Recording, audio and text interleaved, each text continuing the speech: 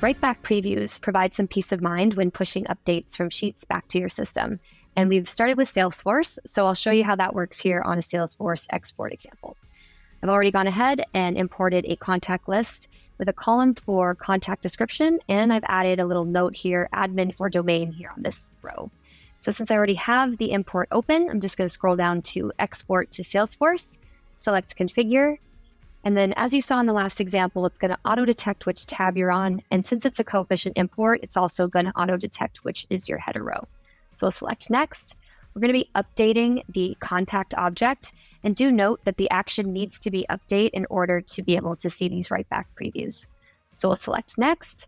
All of our fields are correctly mapped, so we can select save, and then we can go down to export. We'll do all rows on the sheet and then select next.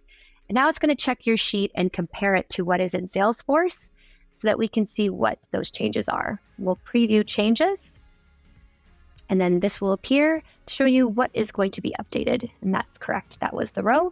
So we'll just select to update one row in Salesforce, and ta-da!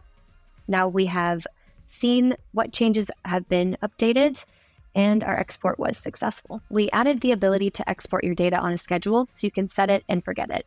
You'll just have to have ran your configured export at least once, and then you can set up your export schedule. So since I'm on the export settings here, I'll scroll down to export schedule, select edit, and we'll just toggle that on. You have a couple of different options for cadence, but we'll just leave this one as daily at 9 a.m. You can select to export all of your rows on sheet, or you can select specific rows. Then you also have the option of adding a conditional column. So if a cell equals true in that conditional column, it will write back that row. But for this example, we'll just go ahead and hit save. And now you have your export schedule saved here in your export settings. So that's all for all of the updates to our Writeback feature. Thank you so much for watching, and I'll see you next time.